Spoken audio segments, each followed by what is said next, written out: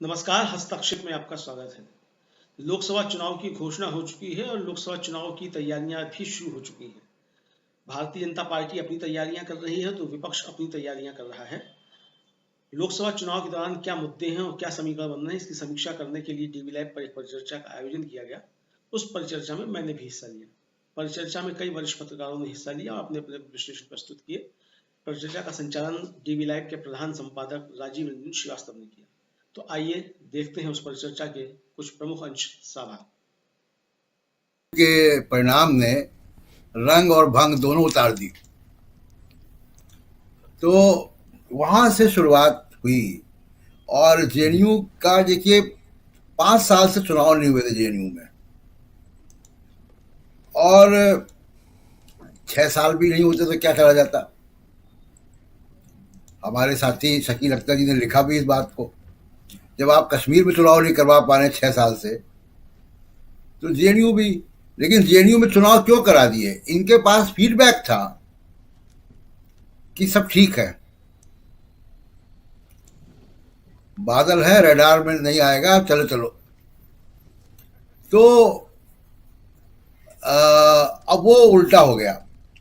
देर रात परसों चुनाव मतलब मतदान से, जेएनयू मतदान से देर रात मतलब एहसास हुआ कि कुछ हो रहा है। तो जनरल सेक्रेटरी की पोस्ट पे अनिल मसीह की तर्ज पे लेफ्ट की एक उम्मीदवार का पर्चा भी खारिज कर दिया गया।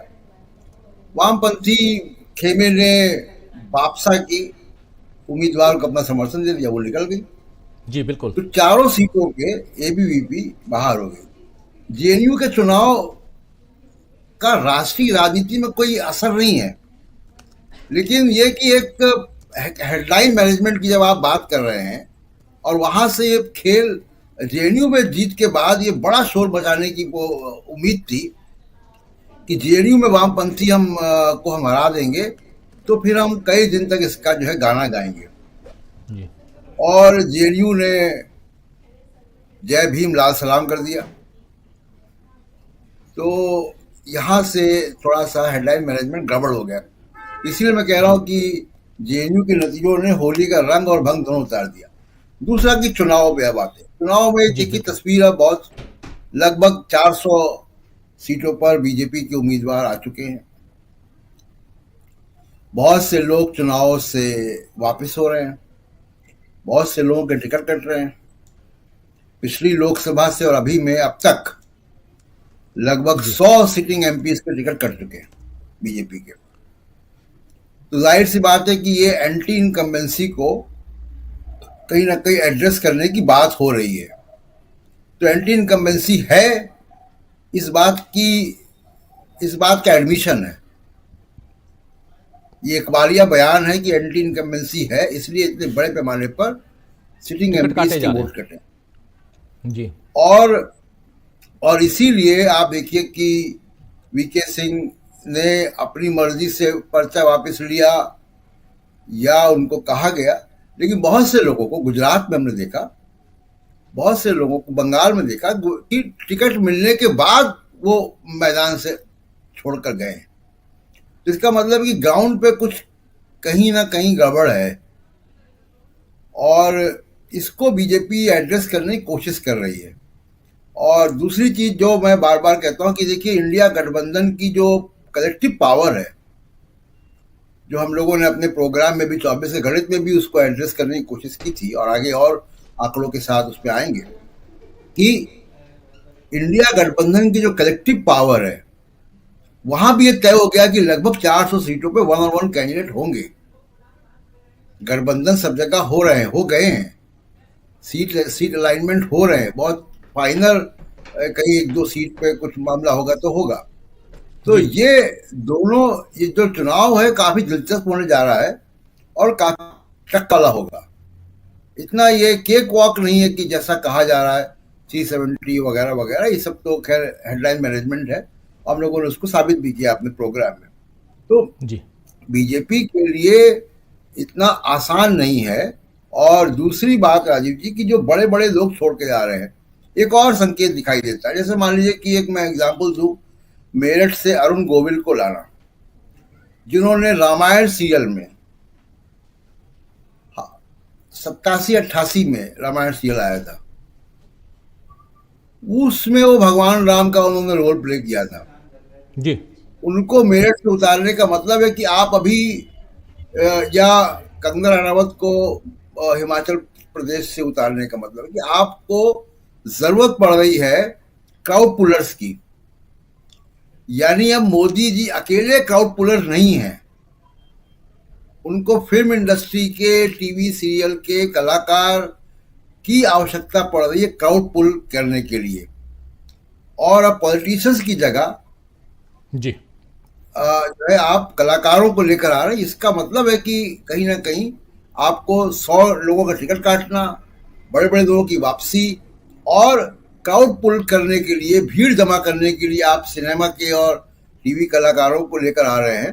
तो इसका मतलब है कि कहीं कहीं कुछ गड़बड़ है, जिसको अभी हमको सामने दिखाई नहीं दे रहा है, लेकिन कहीं गड़बड़ है जो बीजेपी के लोग समझ रहे हैं। जी जी बिल्कुल बिल्कुल सही कह रहे हैं, क्राउड पुलर्स। दूसरी एक मुझे बात याद आई और शायद सुनील जी को भी याद होगा, अरुण गोविल के बारे में। तो वीपी सिंह चुनाव लड़ रहे थे, उपचुनाव इलाहाबाद से 1988 में, कांग्रेस से बाहर निकलने के बाद। तो वहां कांग्रेस अरुण गोविल को प्रचार करने के लिए लाई और अरुण गोविल का शायद सीरियल उस वक्त चल रहा है दूरदर्शन पे, जी जिसमें वो भगवान राम की भूमिका में थे। और वो बाकायदा वहां पे इलाहाबाद में पीली टंडन पार्क है, उस पीली टंडन पार्क में कॉस्ट्यूम के साथ गए वीपी सिंह के खिलाफ प्रचार करने। और वहां इलाहाबाद विश्वविद्यालय के छात्रों ने इनका जमकर विरोध किया, इनको मंच छोड़ के जाना पड़ा। तो कांग्रेस का प्रचार भी वो कर चुके हैं, आज वो बीजेपी के साथ यहाँ पे टिकट लेकर आए हैं। दूसरी की बात देखिए, जो टिकट विकट की बात हो रही है, जिस तरीके से नए लोगों को टिकट दिए जा रहे हैं, अभी आप देखिए कि नवीन जिंदल साहब को कुरुक्षेत्र से टिकट दे दिया, कल वो आए बीजेपी में कांग्रेस से, आज उनको टिकट मिल गया। तो ये जो बगैर कूलिंग ऑफ पीरियड के जो टिकट मिल रहा है, आप सोचिए कि जो बीजेपी के कार्यकर्ता है या बीजेपी के तमाम सारे उम्मीदवार जो वहां लगे होंगे, उनको कितना झटका लगेगा।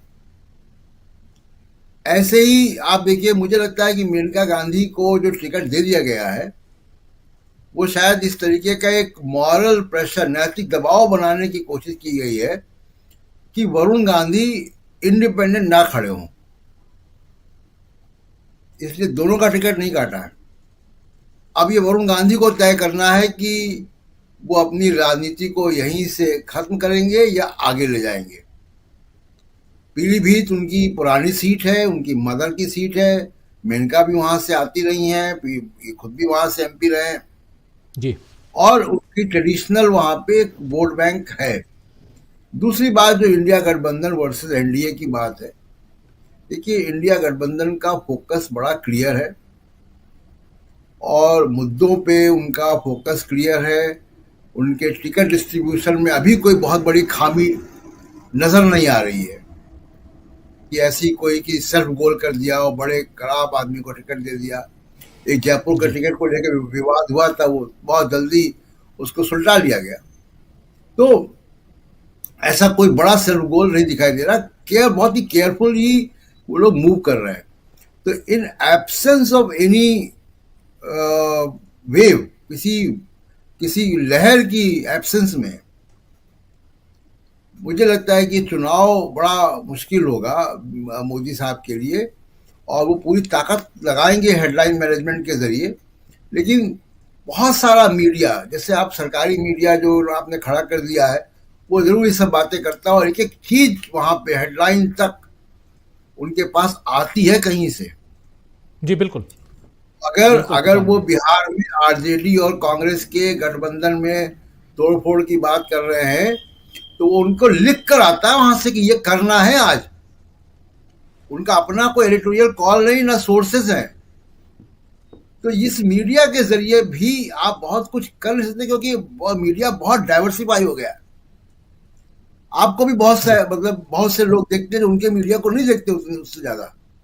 तो मीडिया बहुत डाइवर्सिफाई हो गया। अब उतना आसान नहीं है कि आपने कोई अपने कुछ पालतू न्यूज चैनल्स पाल लिए हैं और वो आपका एजेंडा चलाएंगे और जनता जो है वही मानेगी।